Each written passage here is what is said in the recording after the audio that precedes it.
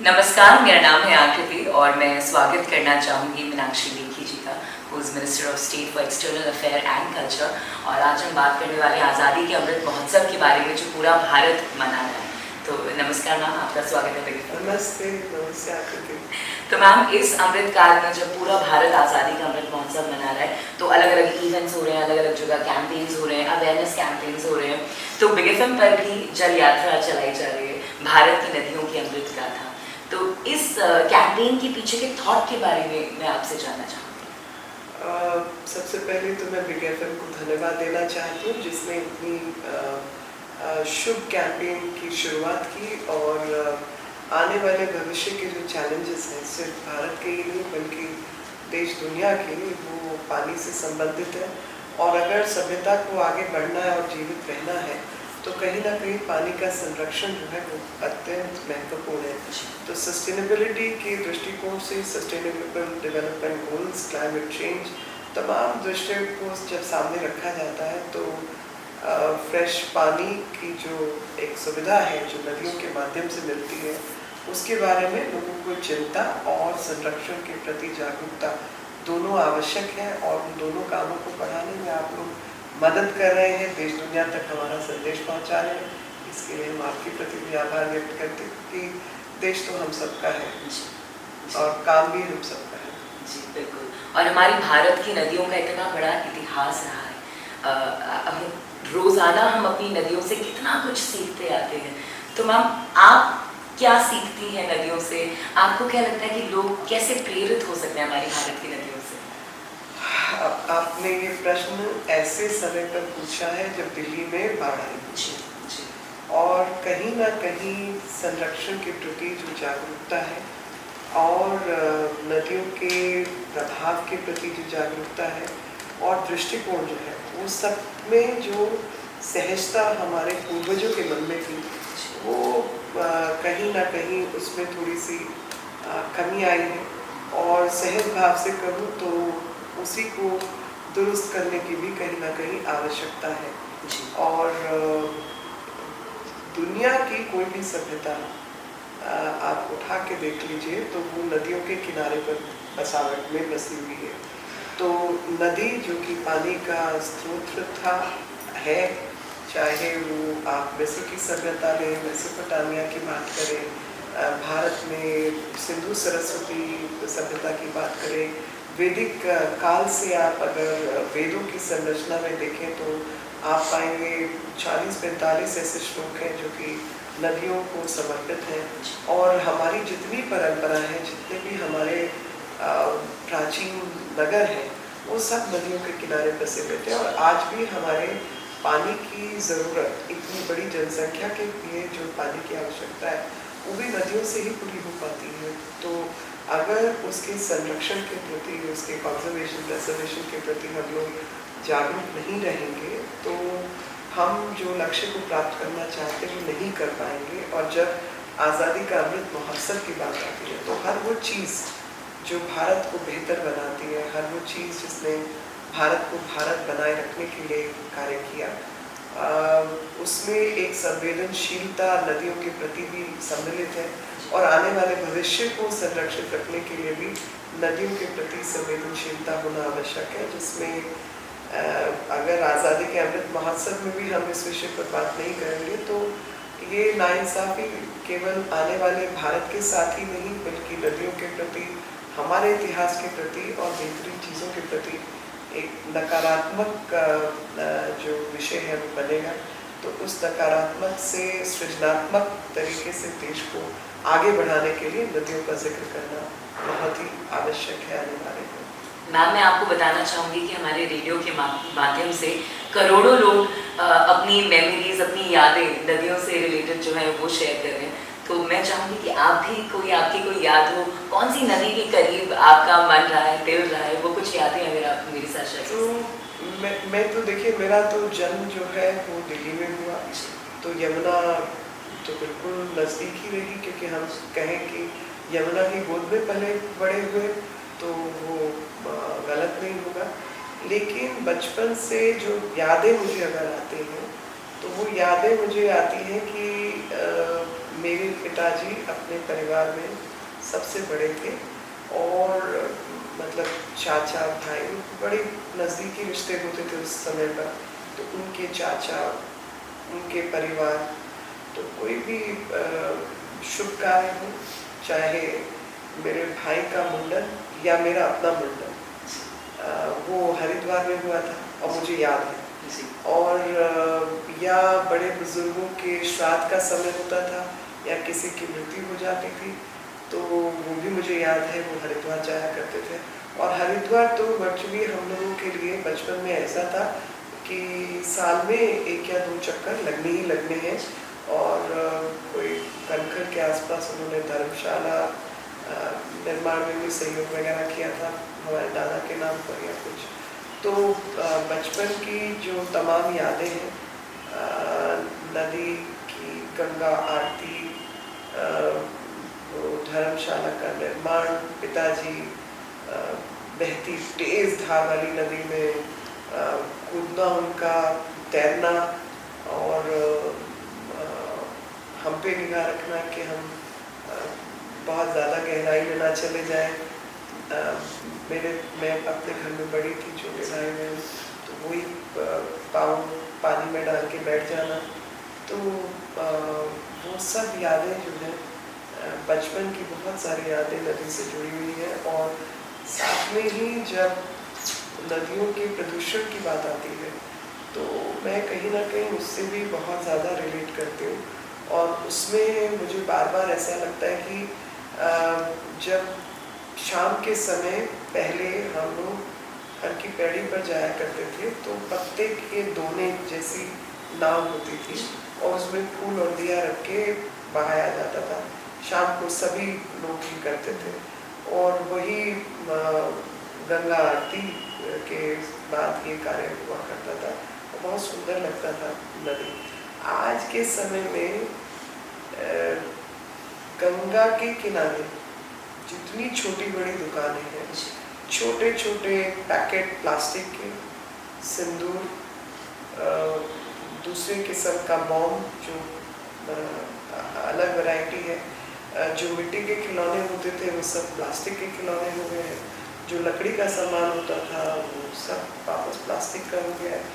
वो गोल पत्थर नदी के किनारे से उठाना, ऋषिकेश जाना, वो सब जो एक अलग किस्म की जो अव्यवस्था प्रदूषण ने पैदा कर दी है, कहीं ना कहीं लोगों को, म्यूनसिपैलिटीज़ को, सब लोगों को मिलकर इस विषय पर काम करना होगा। जब हम पूजा भी करते हैं तो पूजा में ऐसा सामान इस्तेमाल ना करें जो कि नॉन बायोडिग्रेडेबल हो, जो पानी को, नदी को प्रदूषित करता और कई कई सालों तक वो पानी में पलने वाले जीव जंतुओं को, मछलियों को, पौधों को, उनको ही समाप्त करता। तो ये जागरूकता की भी बहुत आवश्यकता है। मुझे बार बार ऐसा एहसास होता है कि नदियों की जब पूजा की भावना रही होगी तो उस पूजा की भावना में उनके प्रति उदासीनता नहीं बल्कि एक सृजनात्मक प्रेम का भाव रहा होगा, क्योंकि माँ गंगा कहा जाता है। तो माँ को तो आप कभी अपवित्र नहीं करते। उसी प्रकार से अगर गंगा को, ये गंगा एक मतलब सभी नदियाँ गंगा हैं और गंगा का भाव सब नदियों में है, पवित्रता का भाव है, जीवन दायिनी का भाव है, मोक्ष दायिनी का भाव है। तो उनके प्रति जो हमारा अभद्र व्यवहार है, माँ को तो गाली नहीं देते ना, तो ऐसे ही अभद्रता का जो व्यवहार प्रदूषण के तरीके से हम कर रहे हैं, उसमें भी कहीं ना कहीं रोकथाम सृजनात्मक तरीके से लोगों के अपने कर्तव्य बोध के तहत होनी चाहिए। और लोगों को ये कर्तव्य बोध की, जब 5 प्रण की बात हो, जब भारत की आज़ादी की बात हो, जब भारत को विकसित देश बनाने की बात हो, जब हर वो मानसिकता जो दोहन के लिए हमें सिखाती है और सृजन नहीं सिखाती, वो कहीं ना कहीं गुलामी की मानसिकता है। आज़ादी की मानसिकता तो ये बताती है कि हमें प्रकृति को बचा कर रखना है, संरक्षित रखना है, ताकि आने वाली पीढ़ियां उसका लाभ उठा सके। और अगर आने वाली पीढ़ियों को लाभ उठाना है तो देश की एकता, अखंडता को बनाते हुए उसके प्रति कहीं ना कहीं जागरूकता का भाव रखते हुए उसके प्रति जो कर्तव्य है वो कर्तव्य बोध ही हमारी प्रेरणा बने, और वो कर्तव्य बोध हमारी प्रेरणा बने। इसीलिए आप जैसे लोगों की भी ज़रूरत है जो इस संदेश को देश दुनिया तक दूर तक पहुंचाए।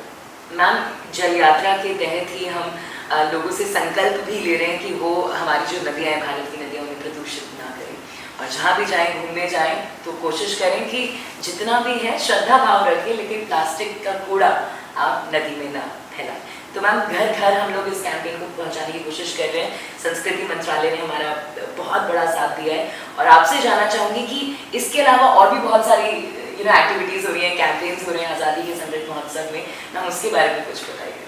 तो हमारे जो 5 प्रण थे उसके तहत बहुत सारी नई थीम्स भी हमने जोड़ी हैं, जिसमें महिलाएं और बच्चे एक थीम है, ट्राइबल अफेयर्स जो हमारी जनजातीय समूह है वो थीम है, लाइफ मिशन लाइफ हमारी थीम है। प्रधानमंत्री जी ने लगातार हमें इन 5 प्रण के प्रति जागरूकता, और उसमें कई तरीके की एक्टिविटीज़ जिसमें नृत्य, गायन, कविता में जो एकल नाटक होते हैं वो, लिखना, पोएट्री, ये सब तरीके की चीज़ें शामिल हैं। और नदी को नदी उत्सव के रूप में, अमृत सरोवर बनाने के रूप में कई ऐसी कैंपेन्स जो है, अमृत महोत्सव की कैंपेन, ये सब कैंपेन्स जो है वो उसी से जुड़ी हुई हैं कि लोगों में कर्तव्य बोध हो, और जब कर्तव्य बोध होगा तभी हम चीज़ों को सुधार पाएंगे। सरकार आके ऐसा करेगी, उसका काम है, ऐसे नहीं चलता जी। देश को अगर बढ़ना है आगे तो हर व्यक्ति को अपने कर्तव्य के प्रति बोध रखना होगा कि मैं क्या कर सकता हूँ, क्या कर सकती हूँ। एक हम लोग छोटे थे तो गर्ल गाइड प्रोग्राम होता था, तो उस गर्ल गाइड प्रोग्राम का एक ही मकसद होता था कि हर दिन एक अच्छा काम करना है। तो एक से ज़्यादा हो जाए तो बहुत अच्छी बात है। तो अगर एक अच्छा काम में अगर आपने चींटी को पानी में तैरते हुए देखा जो कि मर जाएगी, तो एक तिनका लेके उसको सहारा देके पानी से निकाल दिया, तो समझिए कि एक अच्छा काम हो गया। आपने किसी जीव की जीव हत्या से बचा लिया। आपने कागज का टुकड़ा या प्लास्टिक का टुकड़ा कोने में देखा, उसको आपने पानी से खींच लिया और एक मछली को शायद मरने से बचा लिया और उसको कूड़ेदान में अलग विस्तारित कर दिया। तो ऐसे तमाम काम हैं जो हर व्यक्ति खुद से कर सकता है, और उसमें किसी सरकार, व्यक्ति, इसकी उसकी आवश्यकता नहीं है। गंगा, यमुना, गढ़गंगा, जहाँ आप जाते हैं, कभी आप श्राद्ध करते हैं, कभी आप पूजा करते हैं, कभी आप कोई त्योहार मनाते हैं, अगर हम हर बार ये तय करें कि कोई ऐसी वस्तु मैं पानी में नहीं डालूंगी या डालूंगा जिससे कि इसमें रहने वाले जीव, प्राणी और पौधों की मृत्यु हो, या पानी प्रदूषित हो, या किसी को देखकर घिन आए, ऐसे काम नहीं करने, तो अपने आप हम प्रदूषण को कंट्रोल करेंगे। और जब प्रदूषण को रोकेंगे तो जल संरक्षित और ज़मीन की बेहतरी खुद से हो जाएगी, और हम वो दोहन का काम नहीं कर पाएंगे। तो मैं एक उदाहरण ज़रूर देना चाहती हूँ। कई बार कई तीर्थ स्थानों पर मैंने देखा है, लोग अपना पुराना कपड़ा लाते हैं कुछ, तो वो वहीं बहा देते हैं और वहीं छोड़ देते हैं। अरे आपके उतरा हुआ कपड़ा क्यों किसी और के हाथ लगना चाहिए? क्यों वो पाप कर रहे हैं? आपने डिस्कार्ड भी करना है तो उसकी फेंकने की जगह है जी। आप कम से कम नदी का किनारा तो साफ रख के आएंगे, तेल की शीशी में ही छोड़ाएंगे, साबुन में ही फेंक देंगे। अरे ऐसे नहीं होता। पहली चीज बात तो है ये चीज़ों का इस्तेमाल नहीं होना चाहिए, कम से कम नदी में नहाते हैं। पर अगर आपने इस्तेमाल भी किया तो वहाँ फेंक कर तो मत, उसका वो कवर, प्लास्टिक का ढक्कन, बोतलें, मतलब मुझे बार बार ऐसे लगता है कि मैं बार बार गंगा कह रही हूँ, मगर वो तुंगभद्रा हो सकती है, वो कृष्णा हो सकती है, वो नर्मदा हो सकती है, कावेरी हो सकती है, कोई भी नदी हो सकती है।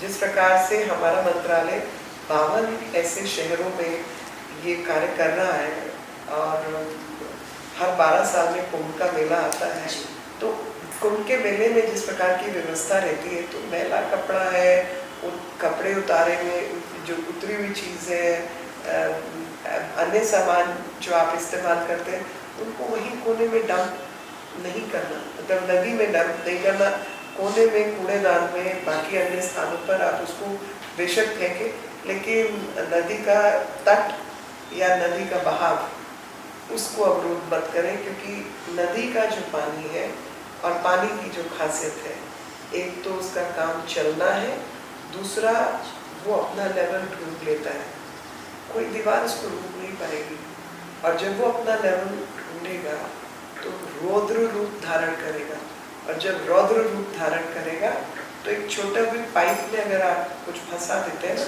तो आपका घर जाम हो जाता है। आप सोचिए, आप नदी का रास्ता जाम करेंगे तो क्या हाल होगा, कितना कितना रौद्र रूप को धारण करेगी। तो छोटा पाइप उसी जल की शक्ति का प्रमाण है। तो जल की शक्ति को पहचानो, हम सब 70% जल से बने हैं, इसलिए जल को संरक्षित रखना, नदी को साफ रखना, एक प्रकृति के प्रति, भारत माता के प्रति कर्तव्य बोध से अगर हम कार्य करेंगे तो शायद बुराइयों से दूर देश को एक विकसित देश बनाने में बहुत बड़ा कदम होगा। धन्यवाद मैम। कोई आखिरी मैसेज आप देना चाहेंगे हमारे बिजनेस को, ताकि वो हमारी नदियों से और करीब आ सकें, उनके इम्पोर्टेंस को समझें और उन्हें संरक्षित करने के लिए थोड़ा आगे और प्रेरित करें? जितनी भी सभ्यताएं आज तक विश्व में हुई हैं, सब नदी के तट पर हुई हैं, और जो भी सभ्यताएं समाप्त हुई हैं वो भी जल की उपलब्धि नहीं होने के कारण हुई है।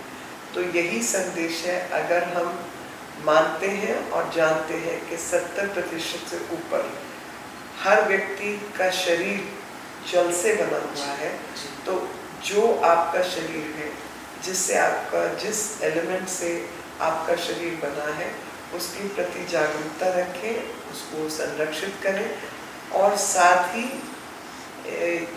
ये समझें कि हम, मतलब हरिद्वार का जैसे मैंने उदाहरण लिया, अंत हमारा भी वही होना है। तो जीवन से लेकर मृत्यु तक का रास्ता उसी जल मार्ग से जाता है, जिसको प्रदूषित ना करें, और हम सब उसको बचा के अपने देश के प्रति, अपनी प्रकृति के प्रति अपने कर्तव्य का पालन करें। धन्यवाद। धन्यवाद। मैम, ये जो मैंने